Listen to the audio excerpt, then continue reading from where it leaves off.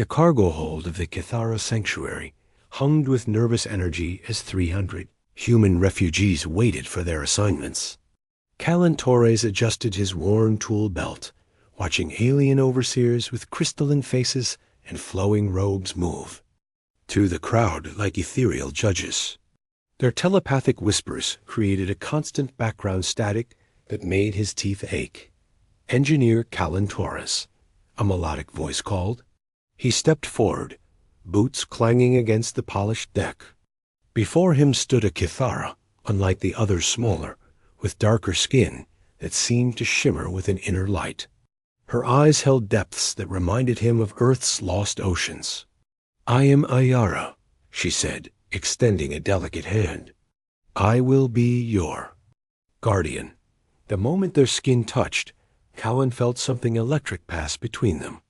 Other humans had described the bonding as a gentle cushioning of their emotions, like wrapping their minds in soft fabric. This felt different, like touching a live wire that somehow didn't burn. "Interesting," Ayara murmured, her head tilting. "Your resonance is ... unique."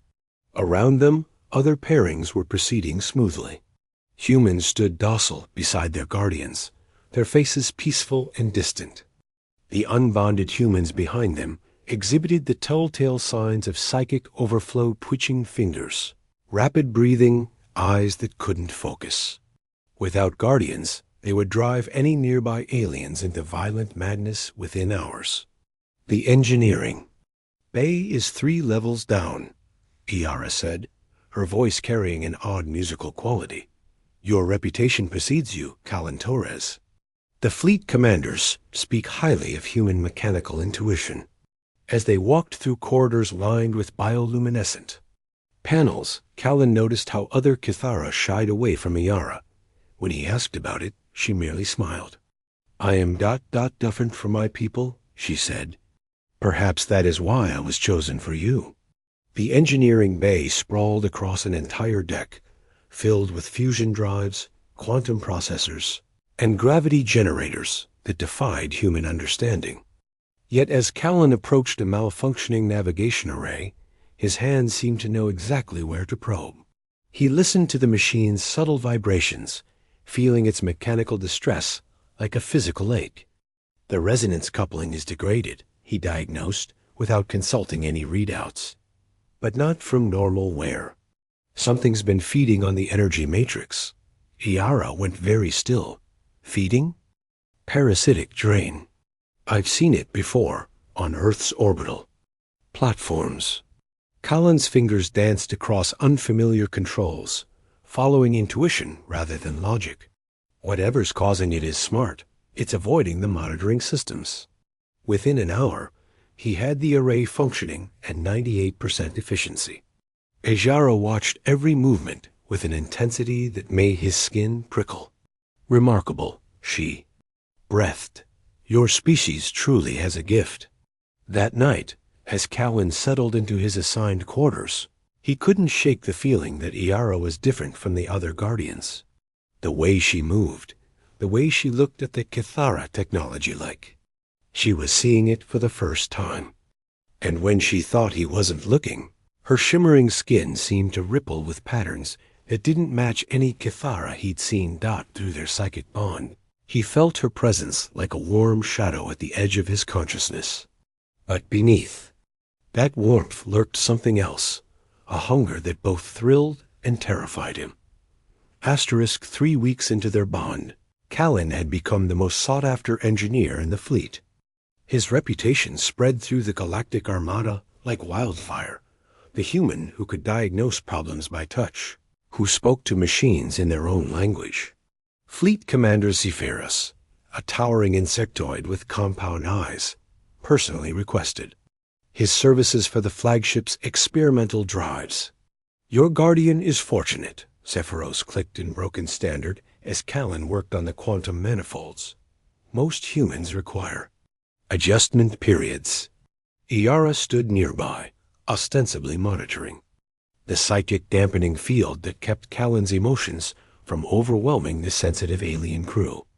But Callan noticed how her attention focused more on the technology than on him. The phase inverters are singing off-key, Callan muttered, his hands moving instinctively toward a seemingly pristine component. Something's throwing the harmonic. Balance. He pulled the casing away to reveal crystalline matrices pulsing with energy. To most mechanics, they would have appeared perfect. But Callan could feel the subtle discord, like a musician detecting a slightly flat note in a symphony. Here, he said, pointing to hairline fractures invisible to standard sensors. Stress patterns indicate external interference.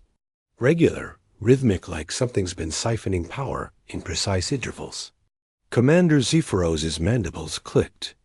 With excitement. Our diagnostics showed no irregularities. How do you perceive what our instruments cannot? I don't know, Callan admitted. It's like ... the machines tell me what's wrong. They have personalities, moods. This one feels violated. As he spoke, he noticed Iara flinch. Her shimmering skin darkened momentarily before returning to its normal luminescence. Later, working alone on a transport's failing life support, Callan felt Iara's presence through their bond grow stronger. She was learning from him. He realized not just his techniques, but his emotional connection to the work. You truly love this, she said, appearing beside him like a ghost. The machines, you care for them. They're not just tools, Callan replied, calibrating atmospheric processors with gentle precision. Each one has its own quirks, its own way of asking for help. This old girl here, she's been running hard for decades. See how the housing is worn smooth? That's not damage, that's character. Ayara knelt beside him, her fingers hovering over the machinery. May I? When Callan nodded, she placed her hands on the metal. Her skin flickered with patterns of light, and for a moment her appearance seemed to shift, becoming sharper, more angular. I feel it, she whispered, wonder in her voice. The life in the machine. How is this possible? Same way you feel life.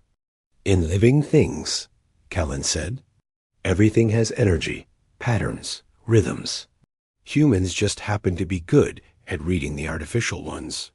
But as he watched Iara commune with the machinery, Callan began to suspect she was reading more than rhythms.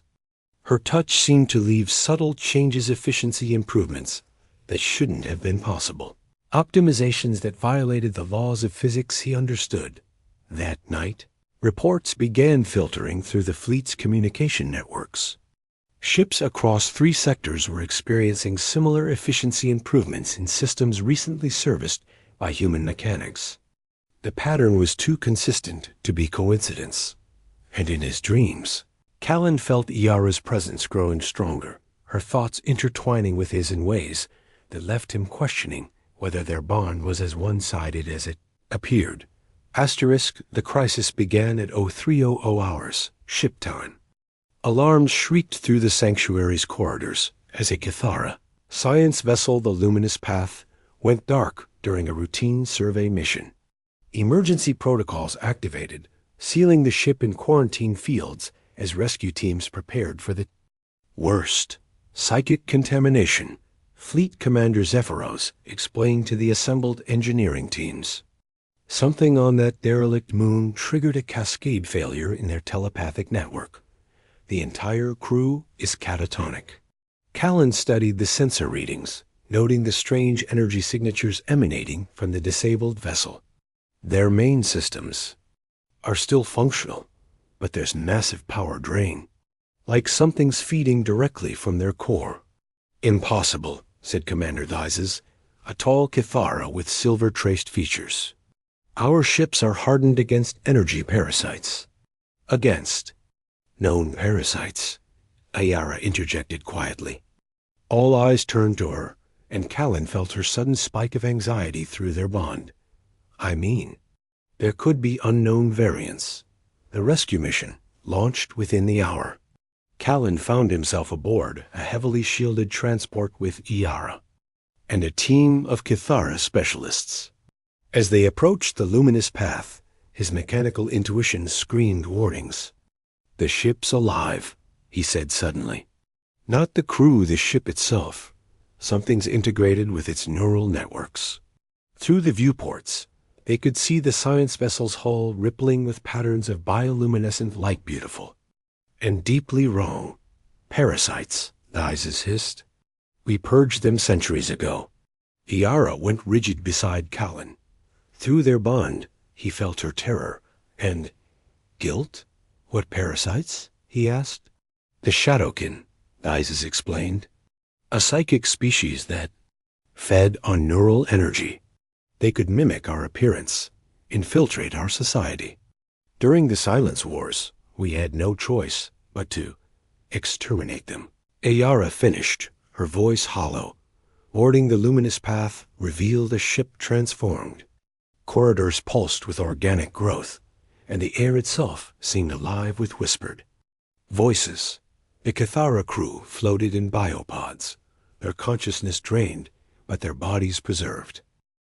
They're not dead, Callan realized, running his hands over the alien growths. This isn't predation, it's symbiosis. Whatever's controlling the ship is keeping them alive. Deeper in the vessel, they found the source, a massive neural network that had grown throughout the ship's systems. At its heart sat a creature, unlike anything in the Cathara database's humanoid, but wrong. Its skin shifting between textures and colors. A Shadowkin survivor. Isis breathed, raising his weapon. Wait, Callan said, stepping forward. His mechanical empathy was screaming, but not with danger, with recognition. It's not hostile. It's lonely. The creature looked up at them with eyes that held galaxies of sorrow. When it spoke, its voice resonated through the ship's neural network. I did not mean to harm them, it said. I only wanted to feel what they felt, to remember what connection was like. Through their bond, Callan felt Iara's emotions in chaos, fear, recognition, and something deeper. Something like kinship. You're not alone, he said to the creature, ignoring Tice's horrified protests. But this isn't the way. As he approached the neural nexus, Callan realized the truth that Iara had been hiding. The patterns in her skin, her fascination with the technology, her unique ability to bond with him without discomfort. She wasn't Cathara at all. She was Shadowkin, and she was learning from their bond, preparing for something that would change everything. The confrontation came as they returned to the Cathara sanctuary. Callan had helped the lone Shadowkin establish a sustainable symbiosis with the luminous path's crew, not parasitism, but partnership. The revelation had shaken the Cathara command structure, but it also provided an opening for deeper understanding. In his quarters, Callan finally confronted Iara about the truth he'd pieced together. How long have you been planning this? He asked quietly. Iara stood at the viewport, her back to him. As he watched, her carefully maintained Cathara appearance began to shift. Her skin darkened, taking on the fluid, adaptive qualities he'd glimpsed before. When she turned, her eyes held the same galactic depths as the creature they'd found. Since the moment I was assigned to you, she admitted, my people chose me because I could pass for Cathara long enough to infiltrate their fleet. Your bond was supposed to be my perfect cover. And now? Now everything is complicated. She approached him slowly, her form stabilizing somewhere between Cathara and Shadowkin. Your emotions, Callan, they're not just thoughts and feelings. They're a form of energy unlike anything we've encountered. When I bond with you, I don't just contain your psychic overflow. I feed on it. Callan felt the bond between them pulse with new understanding. The electric sensation he'd felt from their first touch, the way his mechanical intuition seemed enhanced in her presence. It wasn't one-sided protection. It was symbiosis. Are you going to kill me? He asked. I was supposed to kill all of you, Iara said, anguish coloring her voice. The plan was simple: infiltrate the fleet, map their defenses, and signal my people when the humans were most vulnerable. Your emotional frequencies were meant to be weapons. But But your emotions aren't weapons. They single quotes music. There. Stories. Their hopes and dreams and stubborn refusal to give up. Her form flickered between shapes as her control wavered. When I feel your grief for Earth, I understand loss. When I feel your joy at fixing something broken, I understand purpose. You're teaching me to be more than what I was born to be. Alarms began sounding throughout the ship. Emergency lights bathed the corridors in red as Callan and Ayara raced toward the command center. They arrived to find chaos sensor displays showing dozens of vessels emerging from hyperspace at the fleet's perimeter. Shadowkin attack fleet, Commander Zephyros announced grimly. They've found us. Through the view screen, Callan could see ships that seemed to shift and flow like living things. Unlike the Kythera's crystalline vessels or humanity's angular designs, these craft appeared to have been grown rather than built. They're not here to attack, Ayara said suddenly. They're here for me. And for you. Me. Don't you understand? Your people aren't just good mechanics because of intuition. You're natural psychic amplifiers. Every human bonded to a Kythera is creating a symbiotic link that could revolutionize both species. My people want to claim that power for themselves. If summoned by her words, a transmission crackled through the ship's communication systems. The voice that emerged was hauntingly beautiful and utterly alien. Daughter of Shadow, it said, you have exceeded your mission parameters. Return to us with your human prize, and your deviation will be forgiven. Ayara's form solidified into something new, not Kythera, not her original Shadowkin appearance, but something that was uniquely her. No, she replied. I won't be your weapon anymore, and neither will he. The response was immediate. The Shadowkin fleet began moving toward the human refugees' ships, their intent clear. They'll harvest every human in the fleet, Ayara said, her voice filled with horror. Turn them into psychic batteries. I have to stop them. We have to stop them, Callan corrected, taking her hand. Through their bond, he felt her surprise at his acceptance, her wonder at his trust. For the first time since Earth's destruction, humanity wouldn't face extinction alone. The battle for the refugee fleet began in the spaces between stars, where physics bent to the will of beings that thought in dimensions beyond human comprehension. Shadowkin vessels flowed through space like living nightmares, their hulls pulsing with bioluminescent patterns that hurt to look at directly. But humanity had always excelled at impossible repairs, and Callan Torres was about to attempt the most. Ambitious fix of his career, not of a machine, but of an entire species' relationship with the galaxy. The Kythera can't fight them directly, Ayara explained as they raced through the sanctuary's corridors. Shadowkin psychic warfare turns their greatest strength, telepathic unity, into a weapon against them. But humans ... We're immune. Callan finished. Our emotional overflow isn't a bug, it's a feature. In the engineering bay, Callan gathered every human mechanic in the fleet through the ship's communication system. Their voices created a chorus of practical knowledge engineers from Mars orbital platforms, mechanics from asteroid mining rigs, technicians who'd kept humanity's last ships running through the long exodus. Listen up, he broadcast. We're going to do something insane. We're going to turn every ship in this fleet into a psychic amplifier. The plan was desperate and beautiful in its simplicity. Human mechanical intuition wasn't just about understanding machines. It was about creating harmony between artificial and organic systems. If they could establish symbiotic bonds with the fleet's Kythera technology, they might be able to create a defensive network that could counter Shadowkin psychic attacks. You're talking about rewriting the fundamental nature of both our species. Commander Zephyros clicked, his compound eyes whirring with agitation. No, Ayara said, her form now stable in its new configuration, part Shadowkin adaptability, part something entirely new. We're talking about evolution. Across the fleet, human mechanics began establishing connections with Kithara systems. Not the careful, controlled bonds they'd been trained for, but deep symbiotic relationships that merged human intuition with alien technology. The effect was immediate, and startling ships began performing beyond their design specifications, their efficiency curves spiking into impossible ranges. But the Shadowkin fleet was closing fast, their vessels' psychic emanations beginning to affect the Kithara crew. Callan felt the pressure through his bond with Iara Unger vast and ancient, the accumulated desperation of a species that had spent centuries hiding in the void. "They're so afraid," Iara whispered, tears streaming down her shifting features.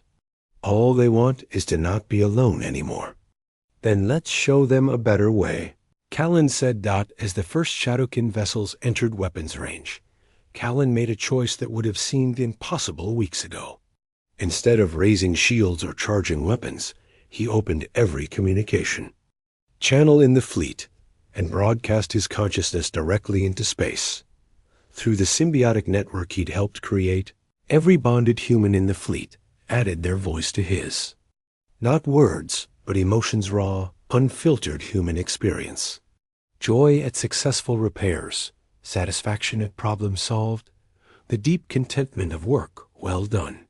But also loss, grief, hope, and the stubborn refusal to surrender that had carried humanity through Earth's destruction.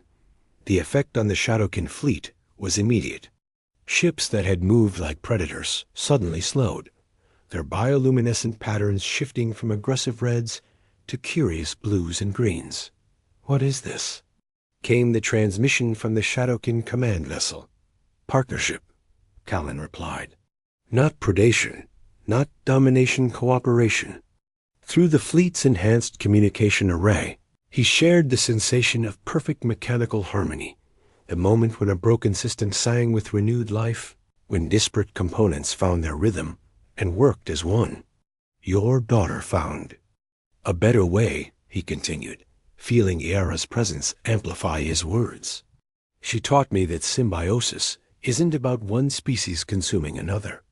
It's about both becoming more than they were alone." The standoff lasted hours. Shadowkin vessels drifted closer to the refugee fleet, their crews experiencing human emotions for the first time in their species' history. Some recoiled, unprepared for the intensity. Others reached out, tentatively, establishing contact with bonded pairs throughout the fleet. When the first successful three-way bond formed human, Kithara, and Shadowkin working in harmony, the galaxy shifted on its axis. "This changes everything," Commander Zephyros observed, as reports flowed in from across the fleet. Ships were operating at efficiency levels that violated known physics. Kithara telepaths were experiencing emotions with unprecedented clarity. And Shadowkin, for the first time in centuries, were feeling truly connected to other minds without consuming them. Months later, as the transformed fleet established humanity's first permanent settlement in Kithara space, Callan stood in the engineering bay of what had once been a refugee transport and was now humanity's most advanced research vessel.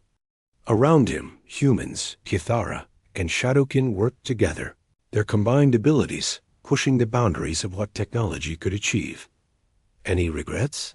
Iara asked, her form now permanently settled into its unique hybrid appearance. Callan considered the question as he watched a young human engineer work alongside a Shadowkin partner to repair a quantum drive that sang with perfect harmony. Earth was gone, but humanity had found something better than survival. They'd found purpose. "Just one," he said, pulling Iara close. "I wish we could show Earth what we became." Through their bond, he felt her smile. Around them, the symphony of perfectly tuned machinery hummed with the sound of Vomb. Three species learning to sing together. The galaxy would never be the same. Asterisk.